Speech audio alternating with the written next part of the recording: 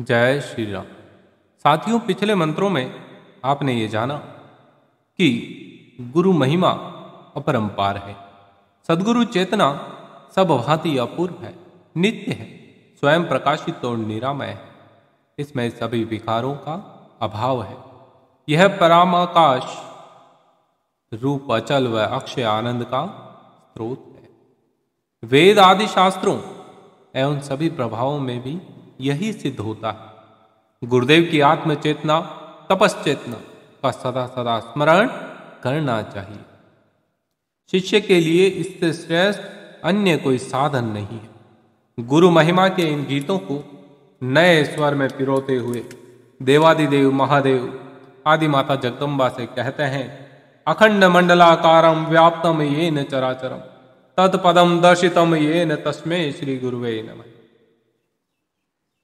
सर्वश्रुति शिरो रत्न विराजिते पदाम्बुज वेदांत मुंज सूर्यो यस्तस्मै श्री गुरुवे नमः। यस्य स्मरण मात्रेण ज्ञान मुत्पद्यते स्वयं यैव सर्व संप्राप्ति तमस्मै श्री गुरुवे नमः। चैतन्य शाश्वतम शांतम व्योमातीतम निरंजनम नाद बिंदु कलातीतम तस्मै श्री गुरुवे नमः। अर्थात देवादिदेव महादेव माता पार्वती जी कहते हैं कि अखंड वलयाकार चेतना के रूप में जो इस संपूर्ण चराचर जगत में व्याप्त है, ब्रह्म तत्व व आत्म तत्व के रूप में यही चेतना उनके श्री चरणों की कृपा से दर्शित होती है। उन श्री सद्गुरु को नमन है। वैदिक ऋचाओं, उपनिषद की श्रुतियों के सभी महावाक्य रत्न उनके श्री चरणों में विराजित है। उन गुरुदेव की चेतना को सूर्य के प्रकाश के बराबर बताया है। उन गुरुदेव की चेतना से सूर्य का प्रकाश पाकर ही वेदांत का कमल खिलता है। ऐसे सद्गुरु को बारंबार नमन है, जिनके स्मरण करने भर से अपने आप ही ज्ञान उत्पन्न होता है, जो अपने में भी सभी आध्यात्मिक संपदा की प्राप्ति है। उन कृपालु सद्गुरु को नमन है, जो परम चैतन्य, शाश्वत, शांत और आकाश से भी अतीत और माया से परे हैं। वे नाद बिंदु कला से भी परे हैं।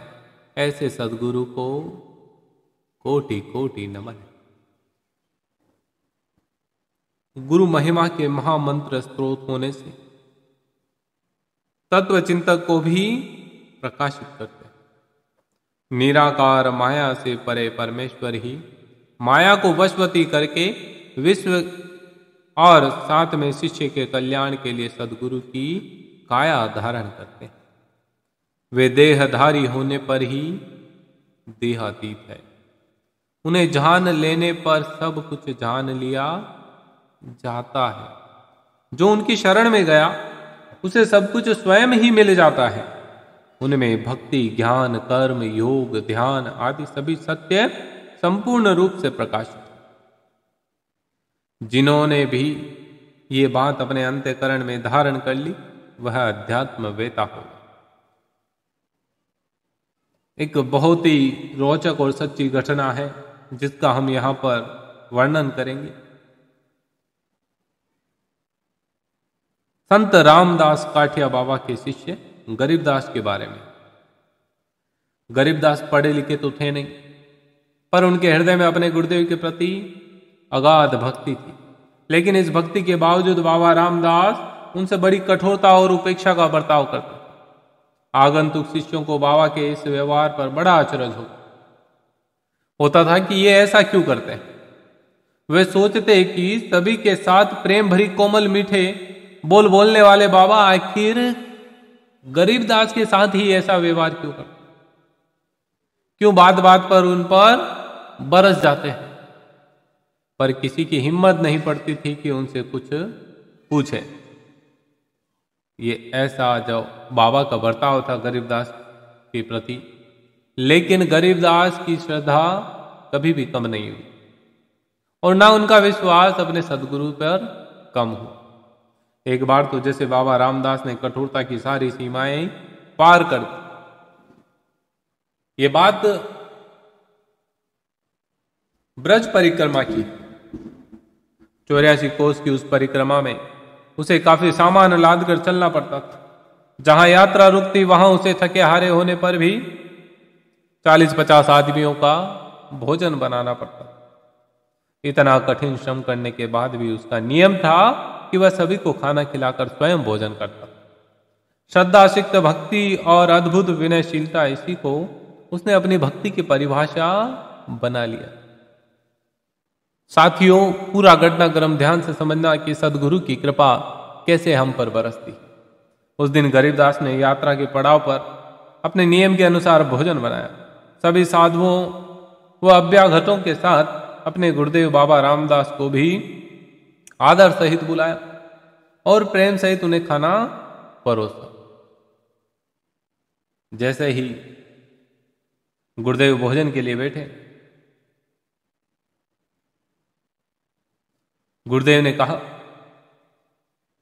हाथ में रोटी उठाते हुए, गुस्से में तिल मिलाते, रोटी और जो भोजन की थाली थी उसको दूर फेंकते हुए गरज गए गुरुदेव और गरीबदास पर बरस पड़े। बोले, बेशरम, मेरे लिए कच्ची रोटियां बनाता है, जबकि रोटियां अच्छी तरह सिकी हुई थी। ध्यान से देखना गुरुदेव कैसे शक्त होते हैं और कैसे गुरु महिमा अपने शिष्य को प्राप्त होती। रोटियां पूरी सिकी हुई, फिर भी गुरुदेव बड़े क्रोधित थे और गरीबदास पर गरज रहे थे। इतना कहकर भी वह चुप नहीं हुए।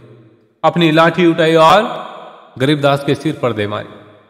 लाठी की चोट से गरीबदास के सिर से खून निकलने लगा।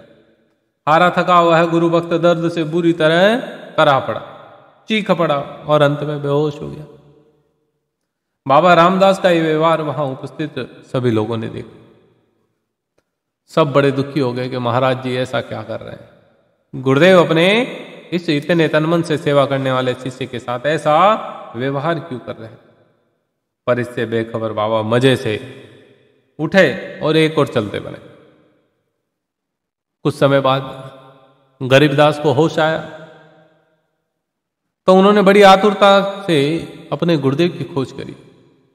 गुरुदेव को ढूंढा कि गुरुदेव कहां गए।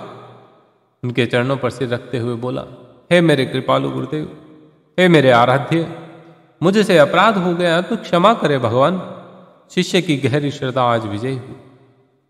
परम कठोर बर्ताव करने वाले उसके गुरुदेव आज मातृवत हो उठे।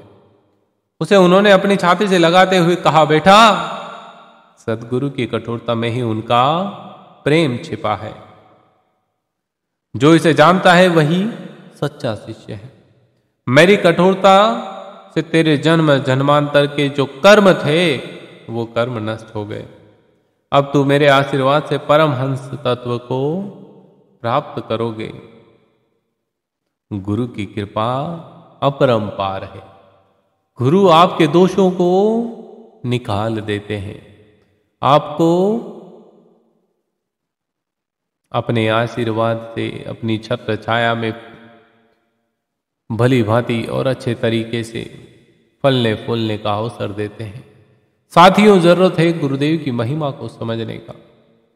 ये ब्रह्मांड, देवादिदेव महादेव कहते हैं कि इस ब्रह्मांड का एक ही तारणहार है, वो है तुम्हारा सदगुरु। गुरुदेव आपकी कृपा से सब काम हो रहे। करते हो आप गुरुवर, करते हो आप गुरुवर, मेरा नाम हो रहा है। गुरुदेव आपकी कृपा से सब काम हो रहा है। जय श्री राम।